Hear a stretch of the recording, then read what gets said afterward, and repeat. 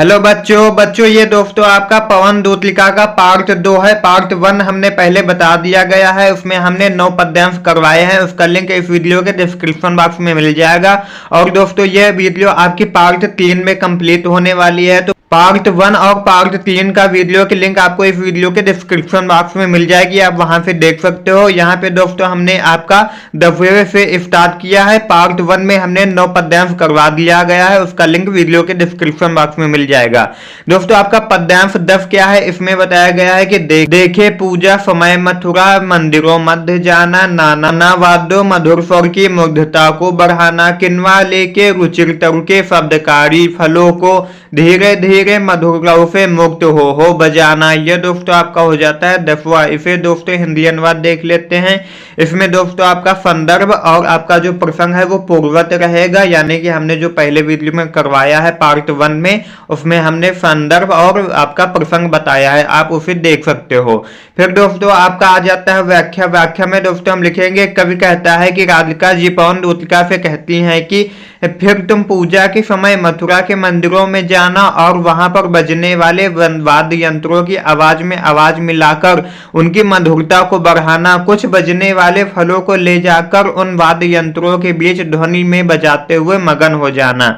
ये दोस्तों आपका हो जाता है 10वें का आंसर। उसके बाद दोस्तों आपका आ जाता है 11वां। 11वां में दोस्तों बताया गया है, तू देखेगी जलतन को जा वही तगड़ता होंगे लोने नयन उनके ज्योति उत्कीर्णकारी मुद्रा होगी वरवदन की मूर्ति फी सौम्यता की सीधे साधे वचन उनके सिक्त होंगे सुधा से। यो दोस्तों आपका हो जाता है 11वां।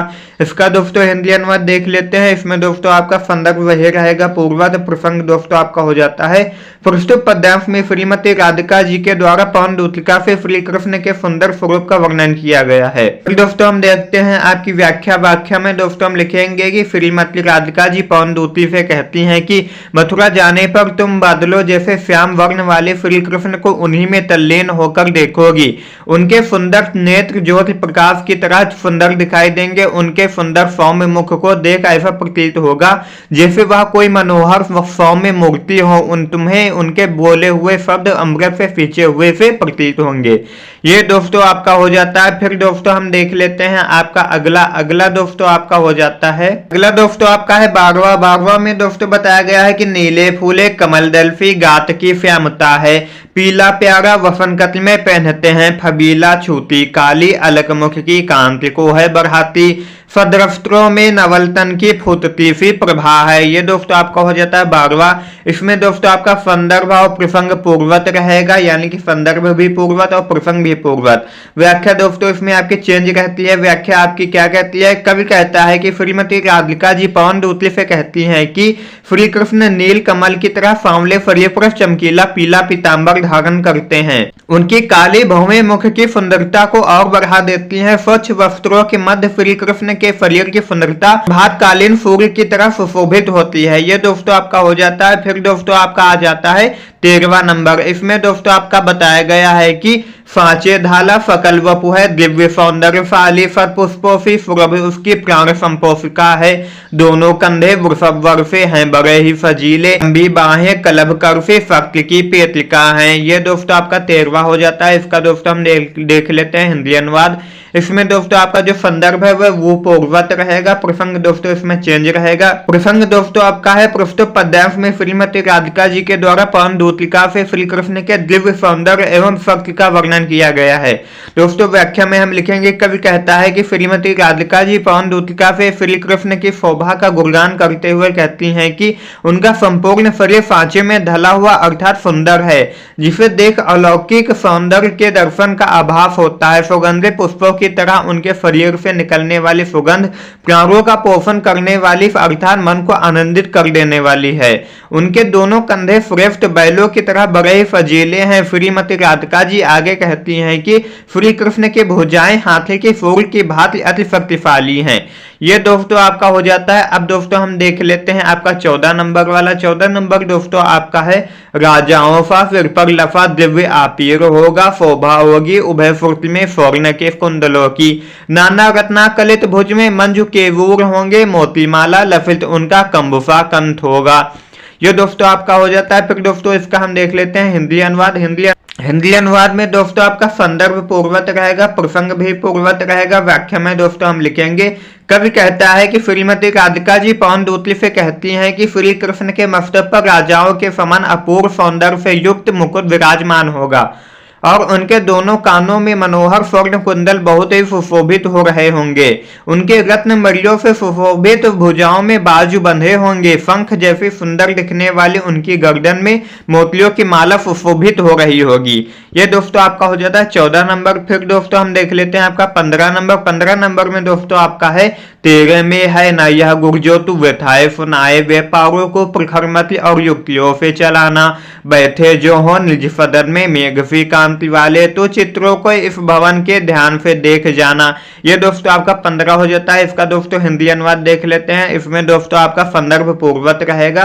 दोस्तों इसमें आपका प्रसंग चेंज रहेगा। प्रसंग आपका क्या कहता है, प्रस्तुत पद्यांश में श्रीमती राधिका के द्वारा पवन दूतिका से मुख विहीन होने के बावजूद भी संदेश किस प्रकार सुनाए का वर्णन किया गया है। दोस्तों इसमें आपकी व्याख्या है, कवि कहता है कि श्रीमती राधिका जी पवन दूतिका से कहते हैं कि हे पवन दूतिका, तुम श्री कृष्ण के सम्मुख मेरे दुखों को वार्ली से कह पाने में असमर्थ हो। इस कारण मेरी व्यथा और संदेश को उन तक पहुंचाने में अपने तीव्र बुद्धि और विवेक का प्रयोग करते हुए उचित क्रियाकलापों के माध्यम से अपना कार्य पूर्ण करना। यदि मथुरा पहुंचने पर तुम्हें मेरे प्रीतम जो बादलों की कांति के समान प्रतीत होते हैं अपने घर में जब बैठे मिले, तब तुम भवन के सारे चित्रों को ध्यान पूर्वक देखना।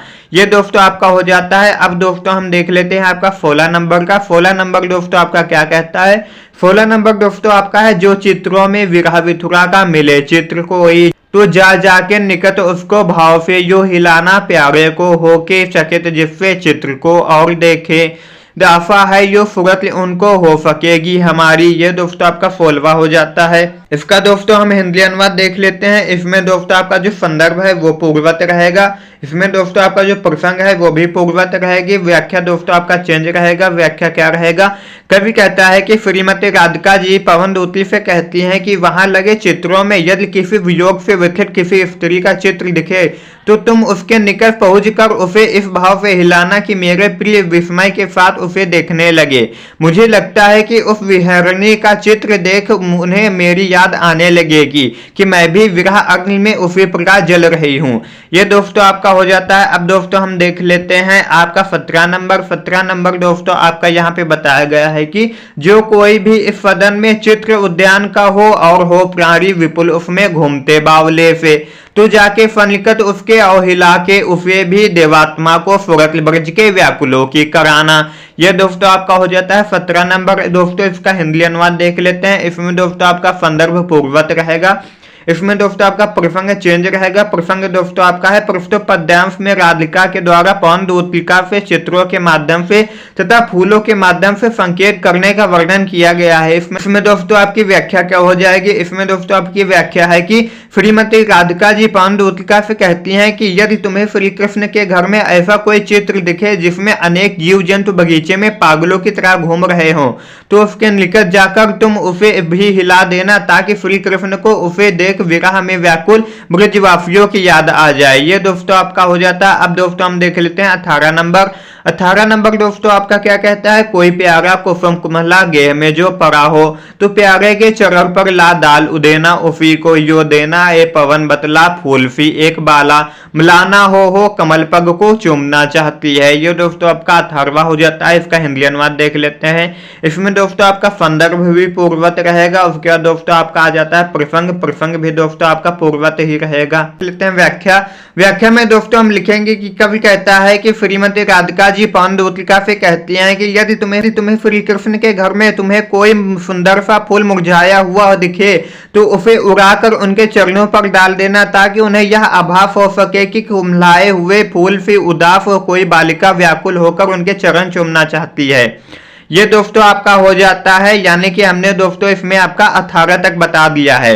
दोस्तों हमने पहले आपको बता दिया गया था 9 तक, यानी कि आपके 9 पद्यांश पहले बता दिए गए थे पार्ट 1 में, और दोस्तों 18 तक आपको पद्यांश बता दिए गए हैं पार्ट 2 में। अब दोस्तों आगे के जो पद्यांश है वो आपको पार्ट 3 में बता दिए जाएंगे। उसका लिंक इस वीडियो के डिस्क्रिप्शन बॉक्स में मिल जाएगा।